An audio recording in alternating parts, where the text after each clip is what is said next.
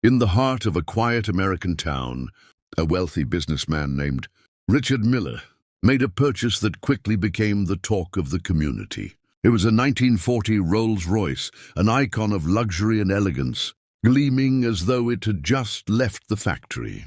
The car's polished chrome reflected the sunlight. Its leather seats carried the scent of timeless craftsmanship, and its history alone made it worth millions. To Richard, it wasn't just a car, it was a dream. Yet beneath its flawless appearance hid a frustrating truth. The magnificent Rolls-Royce simply would not start. Richard wasted no time in calling the best mechanics in the area. The first team arrived with confidence, their tools shining as brightly as the car itself. They worked day and night, convinced that a quick repair would bring the vehicle back to life. But hours turned to days, and days into weeks, as they replaced spark plugs, tested fuel lines, and examined every inch of the engine. Despite their efforts, the car remained stubbornly silent. The mechanics eventually admitted defeat, leaving Richard more confused than ever. Unwilling to give up, Richard decided to go further. He contacted automobile experts from across the country, men and women who had built their reputations on restoring rare classics. One by one, they arrived at his garage, bringing advanced equipment and decades of experience. They dismantled and inspected, replacing parts, cleaning components, and recalibrating systems. Each promised to succeed where the last had failed, but each left in quiet disappointment. The legendary car remained frozen in time, an unyielding puzzle mocking their skills. The frustration grew heavier with every passing day. Richard's once bright excitement dimmed into worry and irritation. He had imagined driving his prized Rolls-Royce through town, admired by onlookers, but instead it sat lifeless, an expensive piece of decor in his garage. He spent thousands of dollars in labor, parts and consultations, but none of it made the engine come alive. The weight of the failed attempts began to feel like an insult, not just to him, but to everyone who claimed mastery over such machines. Out of sheer desperation, Richard reached beyond America's borders.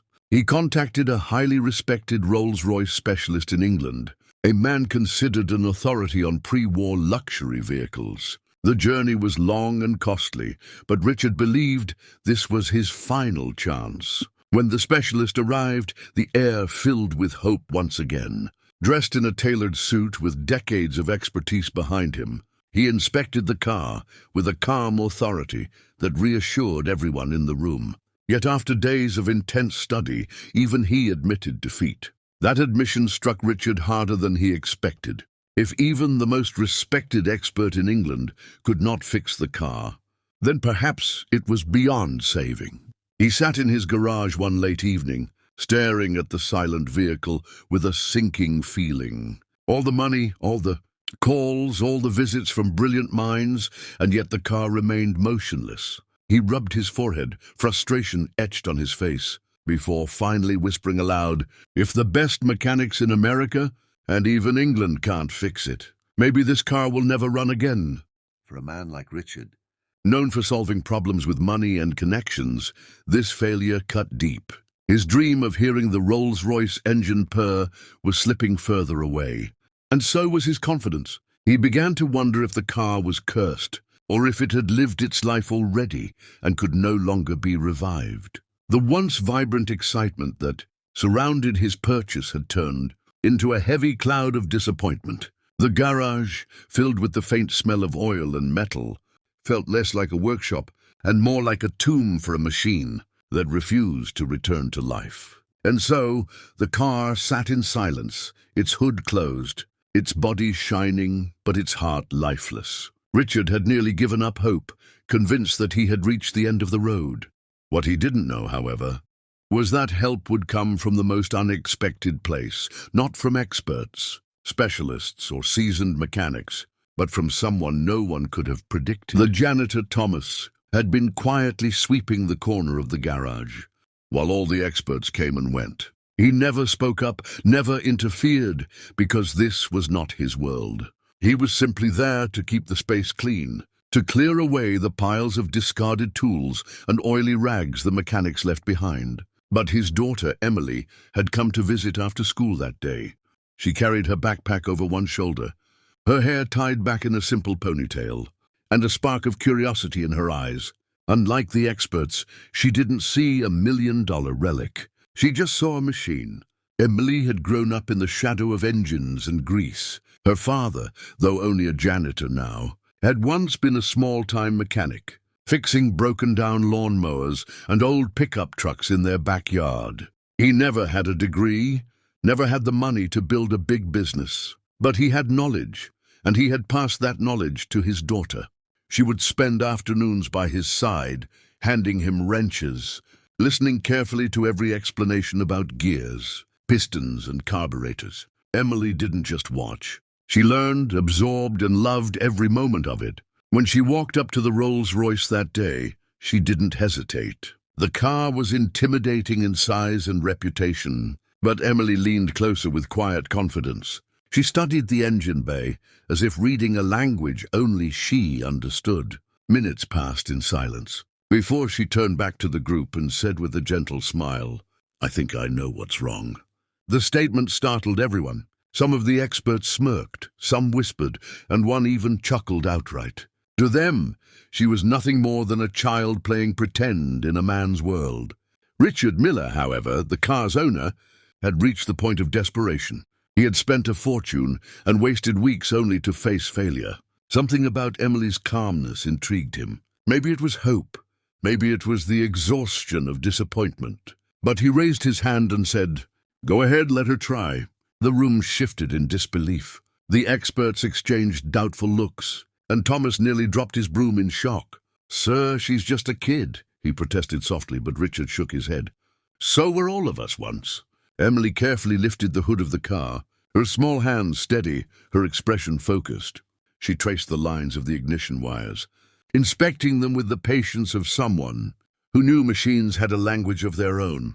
Then, almost casually, she tugged on a loose wire, adjusted it firmly into place, and turned her attention to the fuel line. It was subtle, almost invisible, but to her sharp eyes, the misalignment stood out. She twisted, tightened, and straightened it, her movement smooth and sure. The entire room watched in complete silence, unable to believe what they were seeing. When she finally stepped back, Emily wiped her hands on her jeans and looked at Richard. "Try it now," she said.